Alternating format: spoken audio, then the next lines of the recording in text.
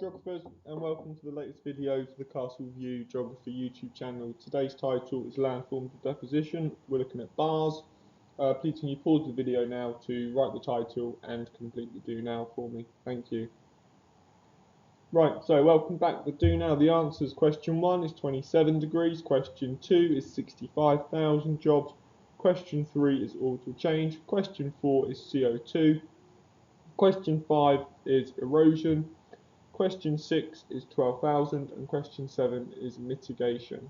So today we're looking at bars, and we're going to look at how the sea deposits sediment to form a bar.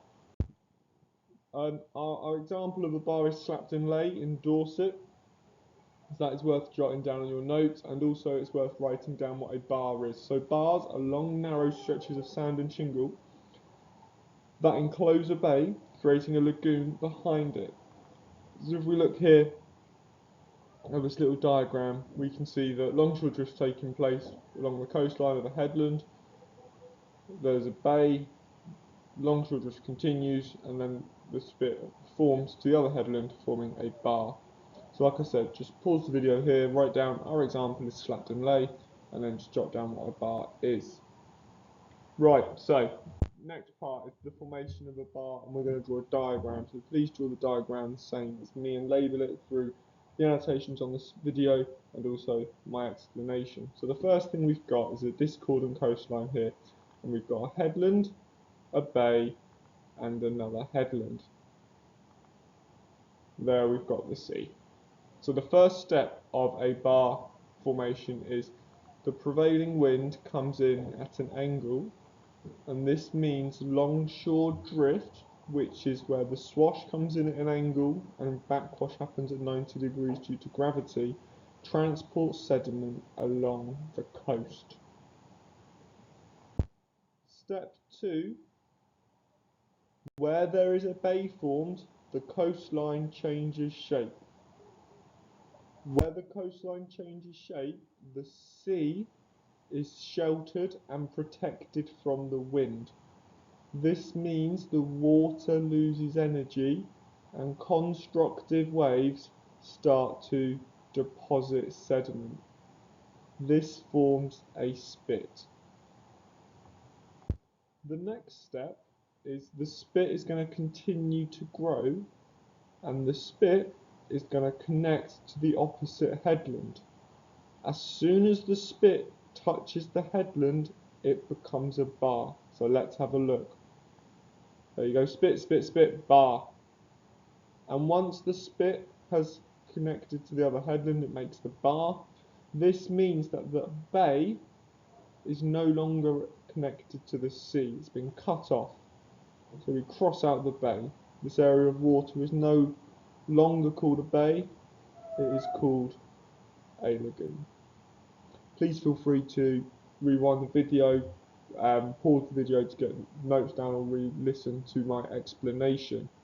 So we move on, and there's a quick quiz. So write the question, write the number, and then just write the answer, and you can mark it off on your bit of paper. So longshore drift transports sediment along the coast due to the. When the coastline changes shape, the water has something energy. This leads to a something forms. When the spit connects to another, this creates a. This leaves a something behind the bar. Right, answers will be revealed now, so pause it if you don't want them. So we'll carry on. So the answer, number 1, prevailing wind.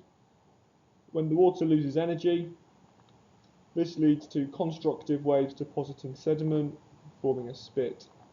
When the spit connects to another headland, this creates a bar, and this leaves a lagoon behind the bar. So hopefully now you're understanding that a bar is just a spit joined to two headlands, creating a lagoon behind it. If you want to go back and rewatch the explanation and diagram, please feel free, because we are moving on to the independent exam question.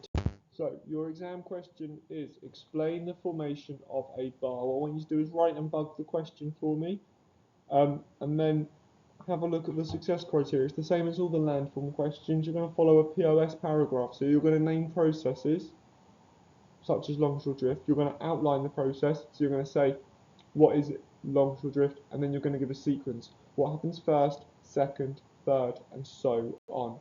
there's a list of keywords there for you to use.